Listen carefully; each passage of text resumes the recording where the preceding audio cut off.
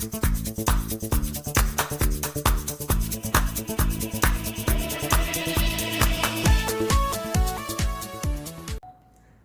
all, welcome back to my channel Gateway to Computer Science. Today we will be discussing about the fork system call. I am telling you again and again, fork system call is one of the important topic with respect to university level exams as well as GATE exam. So just focus on this topic. There can be many questions that can be asked from this topic. Okay. So now let's understand what fork system call does. Fork system call is used to create child process.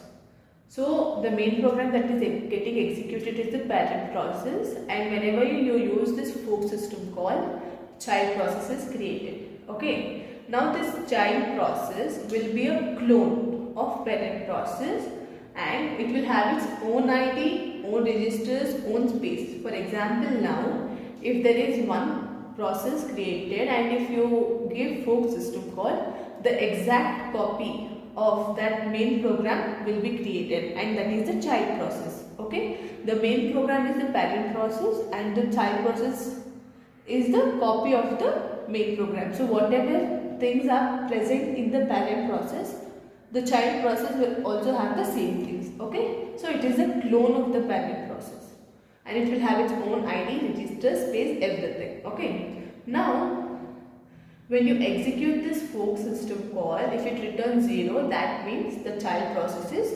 created. If it returns +1, that means the parent process is getting executed.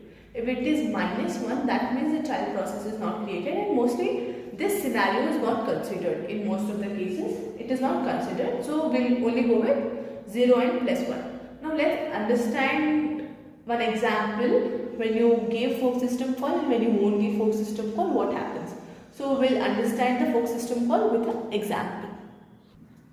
Now see, this is one program. Okay, the program under execution is known as process. Now, so this is one process without fork system call, and this is one process with fork system call.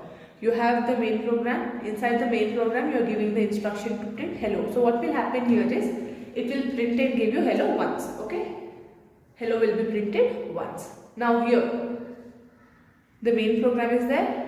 Then comes fork system call. So here the main program is the parent program. So what will happen is, there is a parent program. It will return two things, 0 +1. Here 0 means the child process is getting created and executed, +1 means parent. So here also it will print hello once and here it will print hello once. So what happens when you use this fork system call? Hello will be printed twice. Here hello will be printed one time. Here hello is printed two times. So same, the clone of the parent process was created. Parent process clone got created and executed. So this is how fork system call works. Okay. Now let's say another example. Okay. Now in the main function, if you have called fork system call twice, what happens? See here, first we'll start with the main function. It will come in. The first fork system call gets executed. The parent program first fork system call is getting executed. Now here what happens is, see, when the first fork system call is getting executed, child process will be created and parent process will be there. Okay, fine. Now when the second time the fork system call will be called, now here you see, this becomes the parent for the second system call. So one more child process will be created and parent here is C1. Okay, and here also for parent again child process will be created and here there is parent. So totally 3 child processes will be created and 1 parent process will be created. In this scenario, what was happening? 1 child process and 1 parent process. Okay, when it is called twice, 3 child processes and 1 parent process. Now, if the fork system call is called n times, then how many processes are actually created? Can we understand that? Wait, let's understand. Now see, the same way, if you call fork system call 3 times, what will happen is, for the first time one child process is created and parent process. For the second time, this C1 will become the parent as well, right? For the second system call, C2 is created and C1 remains as it is. And then from parent, C3 is created and P remains, parent remains as it is. And here now, for the third time when fork system call is invoked, C2 becomes parent, C1 becomes parent, C3 becomes parent and P is parent only. Now what will happen is, C4 is the child of C2 and C2 is the parent. C5 is the child of C1 and C1 is the parent. C6 is the child of C3 and C3 is the parent, C7.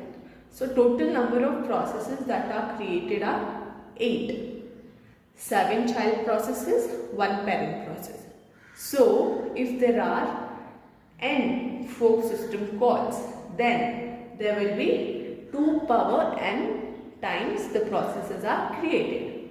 Did you understand? Did you see the previous time also? See, when the fork was called 2 times, 2 power 2, that is 4. 3 child processes and 1 parent process was created. Now here the fork system call is called thrice. 2 power 3, that is 8. 8 processes are created. 7 child processes and 1 parent processes.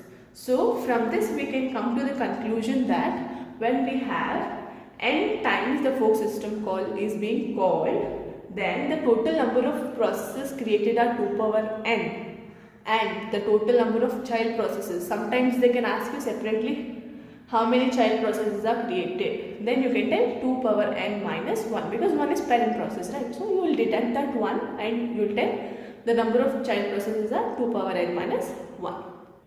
So whenever you have n fork system call, then total number of processes will be 2 power n and total number of child processes will be 2 power n minus 1. You have 2 power 2 is 4.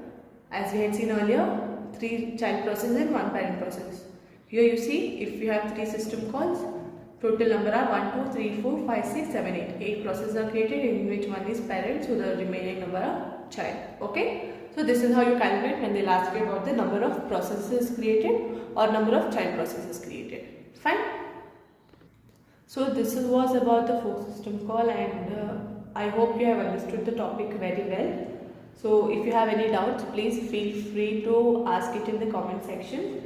And if you have understood the topic very well, please like and share this video amongst your friends as well. And if you haven't subscribed to my channel yet, please subscribe. And thank you for watching. Have a nice day.